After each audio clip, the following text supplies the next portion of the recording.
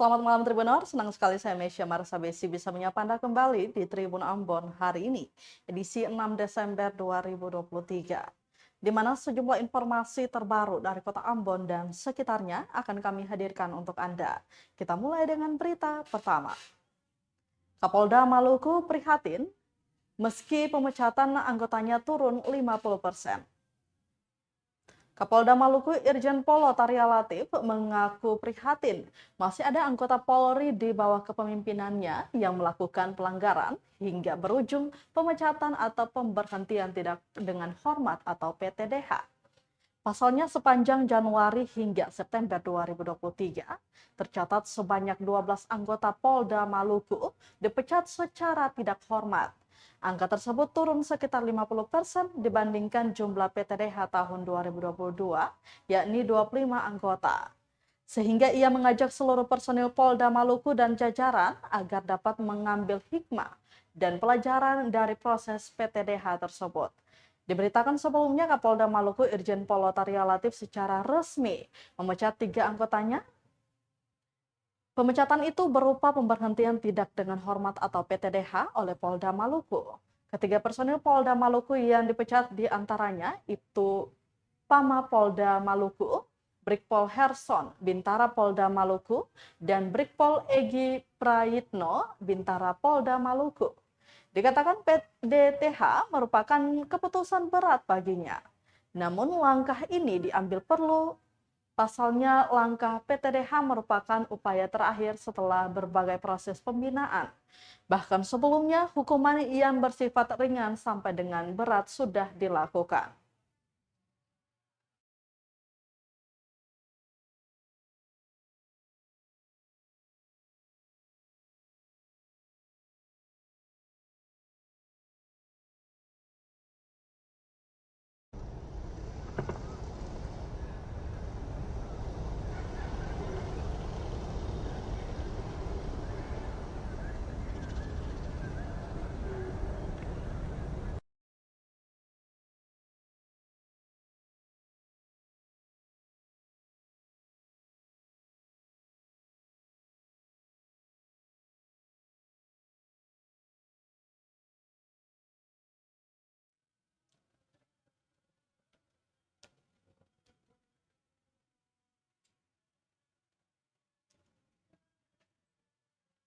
Berita selanjutnya, Tribuners, Sekretaris Saniri Negeri Batu Merah tegaskan telah usulkan calon raja, tinggal dilantik Pemkot Ambon.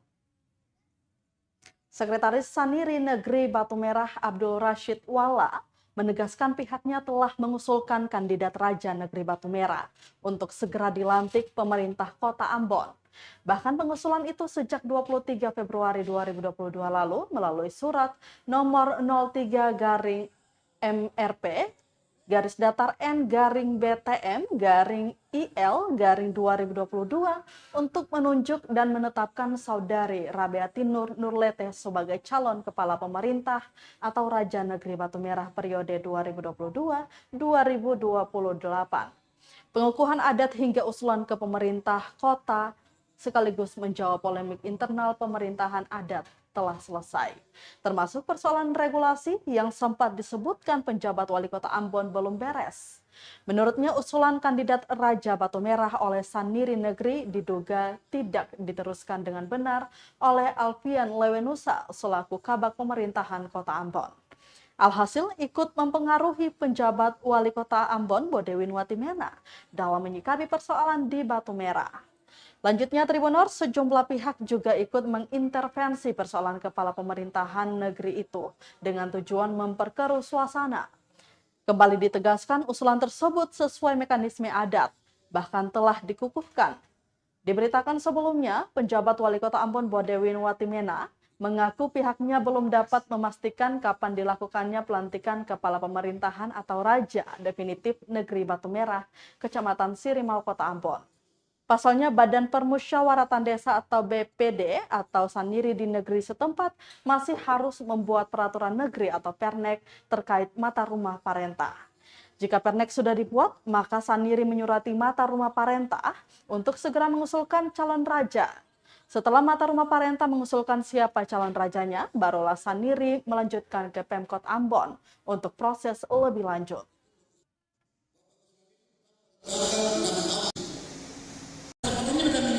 Meminta kepada Bapak Pejabat Wali Kota Ambon untuk segera tidak bermaksud tidak mengurangi Bapak, mereka tidak ada Bapak, mereka meminta supaya Bapak segera mengevaluasi cara pemerintahan Kota Ambon itu adalah saudara Alfian dan Indonesia. Itu dia. Dan bukti palsu ini pun dia orangnya yang datang ke Batu Merah. Bukti ada, kita sekretari. Dan kamu sama manusia saja. Sudah apa yang baik di sini? Maka ada caleg-caleg yang main, Bapak Ibu, caleg main, pemerintah provinsi kemana orang main intervensi sampai ke caleg dari sini ke sini ke sini ke sini ke sini.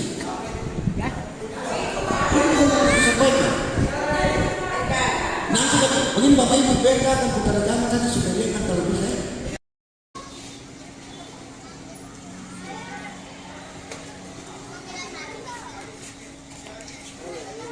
Menandatangani surat pernyataan oleh yang dibuat oleh mereka sendiri di dalam rapat saya Saniri itu menentukan satu mata rumah serta dua mata rumah yang diputuskan atau ditetapkan oleh Saniri itu dibuat menjadi itu tidak menjadi satu mata negeri Batu Merah yang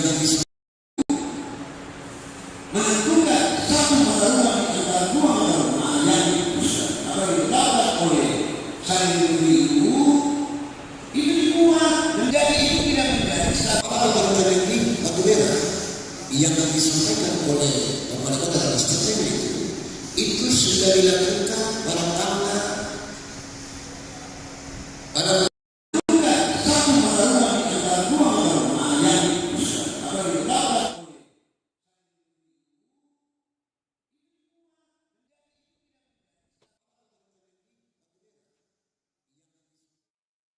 Kita ke berita selanjutnya, Tribuners. Fakta sidang Jonas Batlayeri akui inisiatif berikan semen ke mantan Ketua DPRD. Jonas Batlayeri, terdakwa korupsi SPPD fiktif KKT, akhirnya mengakui dirinya yang berinisiatif sendiri untuk menyerahkan semen kepada mantan Ketua DPRD Jaflaun Batlayeri.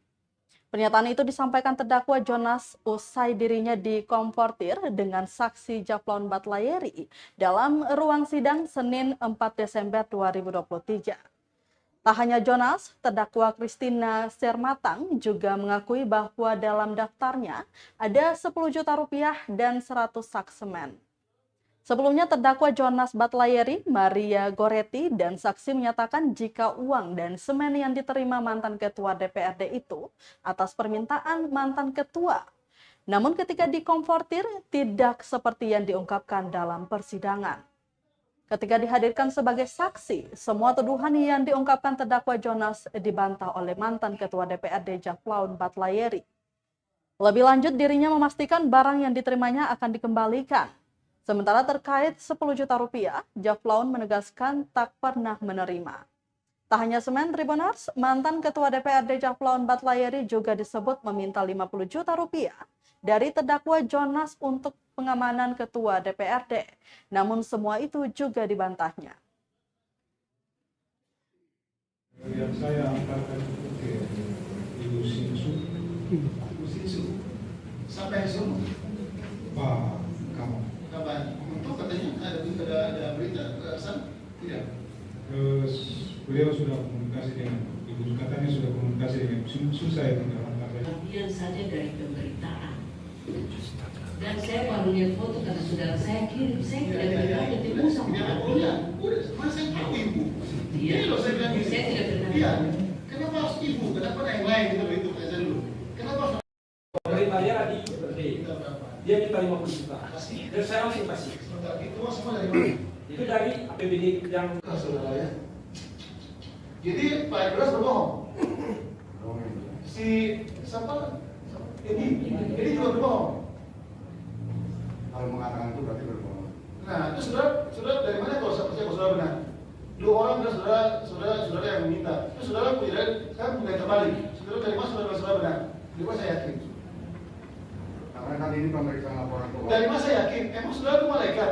Itu saudara terima uang, yang usaha macam-macam Pak. Kalau saudara nggak terima uang, saudara nggak kami panggil di sini Pak. Kita nggak peduli saudara siapa. Persoalannya kan itu uang negara yang harus dikembalikan Pak. Iya. Tapi saudara mau, aduh Tuhan, jangan mentang-mentang ini. Pemerintah daerah di DPRD, dia minta 50 juta. Dan saya langsung kasih. Itu semua dari mana? Itu dari APBD yang Saudara ya.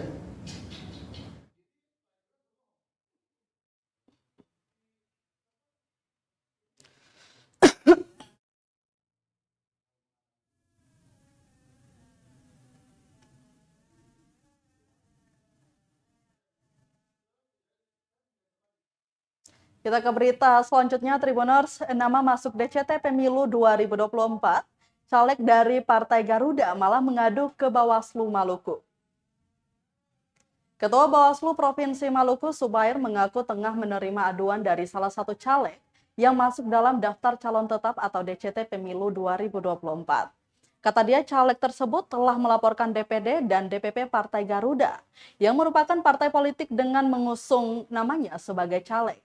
Pasalnya, Partai Besutan Ahmad Rida Sabana ini dilaporkan karena dengan sengaja mencatut nama caleg bersangkutan untuk masuk sebagai caleg DPRD Maluku tanpa sepengetahuannya.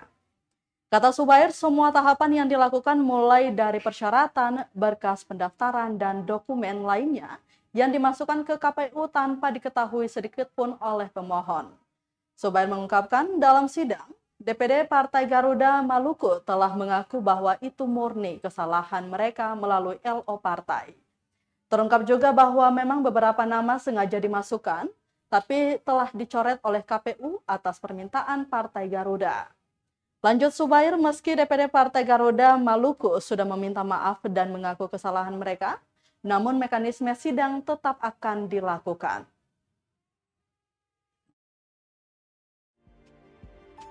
Provinsi Maluku dan DPP Partai Garuda.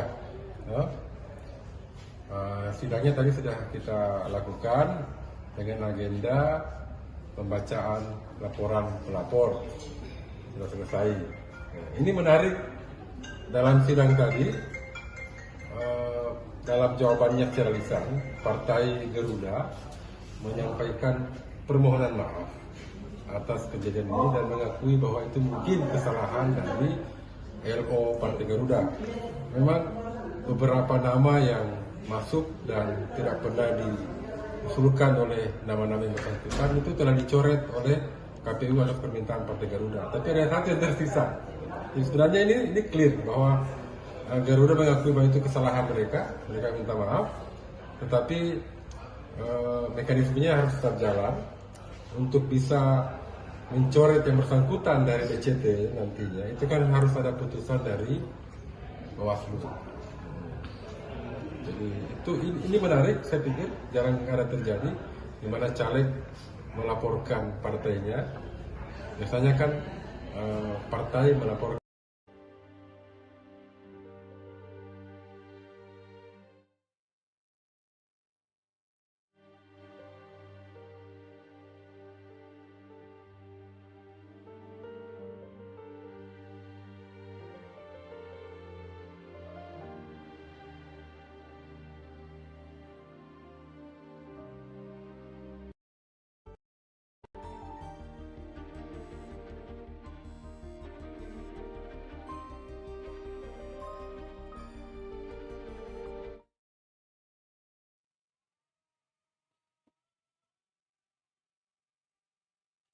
Dituding korupsi, ratusan warga SBT nyatakan sikap bela Sekda Sadlili, nyawa siap jadi taruhan. Ratusan warga Seram Bagian Timur atau SBT yang tergabung dalam Ikatan Keluarga Besar atau IKB SBT nyatakan sikap bela Sekretaris Daerah atau Sekda Maluku Sadlili. Pernyataan sikap itu menyusul tudingan korupsi terhadap mantan Kepala Dinas Kehutanan Maluku itu dan beberapa kali sempat didemo sejumlah organisasi. IKB SBT juga melarang adanya aksi-aksi susulan dari organisasi manapun yang bertujuan untuk mencemarkan nama baik Sadlili. Pengurus IKB SBT Abdul Manan Rahawarin mengatakan Sadlili adalah putra terbaik Maluku asal SBT. Selanjutnya, aksi-aksi serupa sangat mengganggu stabilitas dan ketertiban jelang pemilu 2024. Selain itu, aksi demonstrasi itu juga mengganggu dan menimbulkan keresahan di tengah-tengah warga SBT. Adapun 6 poin pernyataan sikap yang disampaikan, yakni 1, kami dengan tegas dan keras menolak kelompok-kelompok terorganisir yang melakukan aksi demonstrasi yang menuduh saudara Sadlili melakukan tindakan korupsi yang kami anggap tidak sesuai dengan fakta dan data. Kedua, bahwa kami keluarga besar masyarakat SBT mengutuk dengan tegas dan keras kelompok-kelompok yang melakukan demonstrasi di KPK RI Jakarta dan Kejaksaan Tinggi Maluku maupun berbagai aksi lainnya melalui media yang menuduh saudara Sadlili melakukan tindakan korupsi dana COVID-19 dan dana reboisasi pada Dinas Kehutanan Provinsi Maluku tanpa didasari dengan bukti yang jelas. Maka itu kami meminta kepada pihak yang berwenang untuk segera melakukan penindakan terhadap pelaku demonstrasi sesuai dengan aturan hukum yang berlaku. Hal ini merupakan perbuatan yang tidak menyenangkan. Poin ketiga, bahwa kami keluarga besar SBT dengan ini menyampaikan kepada pihak manapun dan siapapun yang mencoba dengan sengaja ataupun tidak sengaja melakukan pencemaran nama baik, penyebaran informasi palsu, fitnah, ujaran kebencian, dan perbuatan tidak menyenangkan kepada saudara kami, anak kami, adik kami, kakak kami, Sadlili, maka kami akan melakukan langkah-langkah tegas dan keras. Keempat, bahwa demi menjaga harkat dan martabat serta nama baik keluarga, kami mengimbau kepada pihak-pihak untuk menyudahi segala bentuk gerakan maupun menyebarkan informasi yang tidak benar yang mendiskreditkan saudara kami Sadlili yang berdampak pada stabilitas keamanan dan ketertiban umum. Maka kami siap melakukan perlawanan walaupun nyawa menjadi taruhan. Poin 5, bahwa kami keluarga besar SBT meminta kepada aparat penegak hukum untuk mengambil langkah-langkah hukum yang tegas terhadap pihak-pihak atau kelompok yang mencoba melakukan upaya-upaya pencemaran nama baik, menyebarkan informasi palsu, fitnah, ujaran kebencian, dan perbuatan tidak menyenangkan kepada kepada saudara kami Sadlili. Poin terakhir, kami keluarga besar masyarakat SBT mendukung aparat penegak hukum untuk bersama-sama menjaga stabilitas keamanan dan ketertiban di bumi raja-raja. Menjelang pemilihan 2024 di Provinsi Maluku, kami atas nama Ikatan Keluarga Besar Seram Timur meminta kepada semua pihak agar tidak melakukan aksi-aksi atau gerakan-gerakan maupun tindakan korupsi dengan menyebarkan informasi atau informasi palsu, hoax, fitnah, dan pencemaran nama baik yang selalu mengganggu stabilitas keamanan dan ketertiban di wilayah Maluku. Menyikapi perkembangan akhir-akhir ini dalam hal pemberitaan setiap yang dilakukan oleh organisasi atau kelompok-kelompok tertentu yang mendeskripsikan putra terbaik asal Kabupaten Seram Timur yang Bapak Insinyur Sadlili MSI.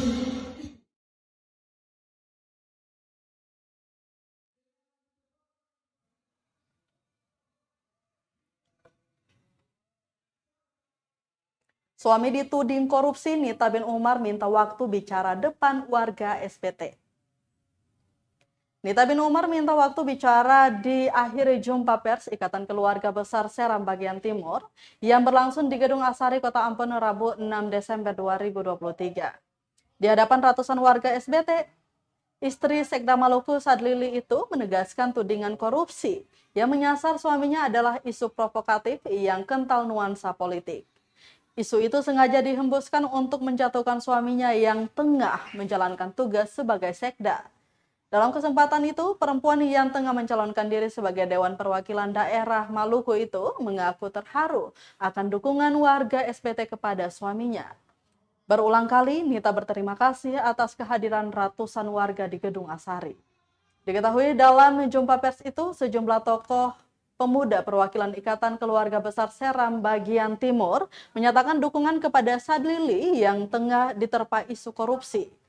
Berikut pernyataan sikap Ikatan Keluarga Besar Seram bagian Timur. Di antaranya, kami dengan tegas dan keras menolak kelompok-kelompok terorganisir yang melakukan aksi demonstrasi yang menuduh saudara Sadlili melakukan tindakan korupsi yang kami anggap tidak sesuai dengan fakta dan data. Kedua, bahwa kami keluarga besar masyarakat SBT mengutuk keras dengan tegas kelompok-kelompok yang melakukan demonstrasi.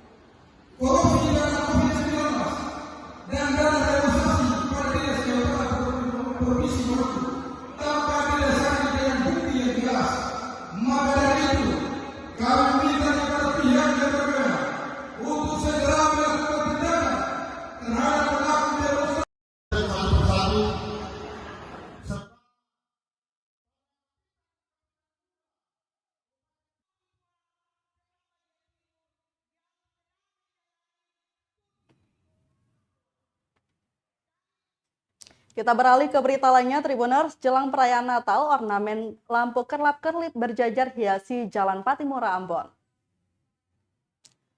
Suasana Natal di kota Ambon saat terasa di kala malam hari. Pasalnya di sejumlah ruas jalan protokol terpasang dekorasi lampu kerlap-kerlip berwarna-warni. Pantauan tribunambon.com sekitar pukul 2 dini hari waktu Indonesia Timur, tepatnya di ruas jalan Patimura Ambon. Terlihat banyak lampu kerlap-kerlip berjejer Rabu 6 Desember 2023. Mulai dari depan gereja Maranatha sampai ke depan gereja Katedral Santo Franciscus Xaverius. Lampu-lampu dibentuk menyerupai pohon Natal dan tongkat Santa. Keindahan lampu-lampu pun menjadi spot foto Instagramable bagi para kaula muda. Mereka memilih berfoto saat jalanan protokol itu nampak sepi. Selain aman berfoto di tepi jalan tanpa khawatir kendaraan yang melintas, jalanan sepi membuat latar foto nampak rapi. Salah seorang pemudi Tasya Sopamena mengaku senang bisa berfoto berlatar nuansa Natal di kota Ambon. Menurutnya lampu-lampu Natal tahun ini ditata lebih rapi dan tidak terlalu ramai. Ia mengatakan berfoto dengan latar suasana Natal selalu menjadi momen yang tak boleh ditinggalkan. Sopamena berharap sukacita Natal dapat dirasakan bukan hanya oleh umat Kristen saja, tetapi seluruh warga di Ambon.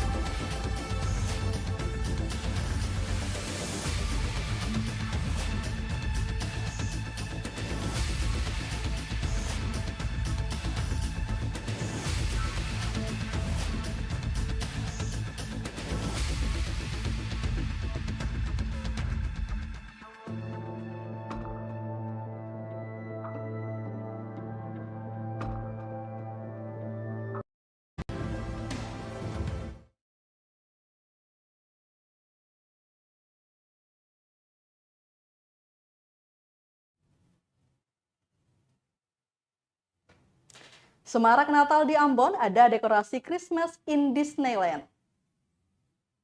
Bulan Desember merupakan waktu yang paling dinantikan umat Kristiani.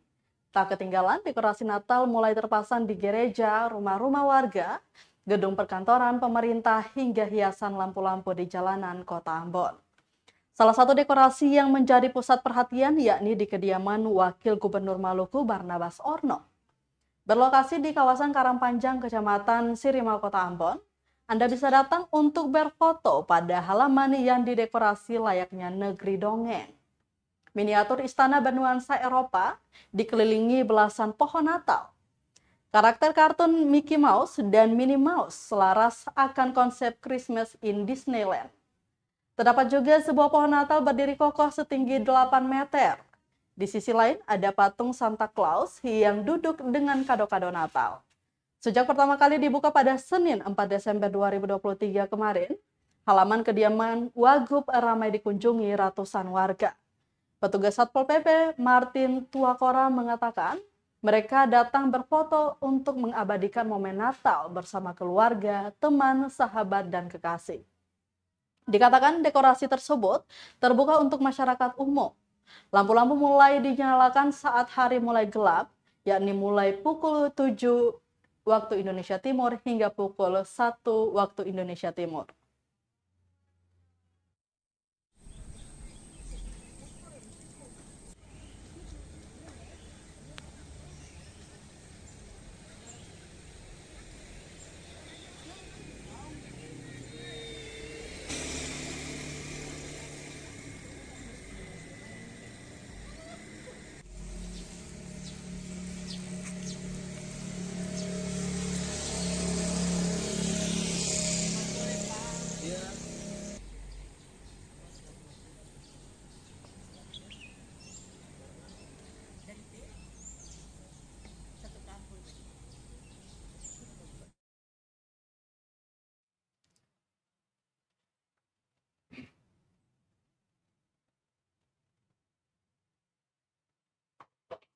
Baik Tribuners, berita tadi sekaligus menutup rangkaian kebersamaan kita di Tribun Ambon hari ini edisi 6 Desember 2023. Mewakili seluruh kru yang bertugas, saya Mesya Marsabesi pamit undur diri. Selamat malam dan sampai jumpa. Amato. Download Tribun X sekarang. Menghadirkan lokal menjadi Indonesia.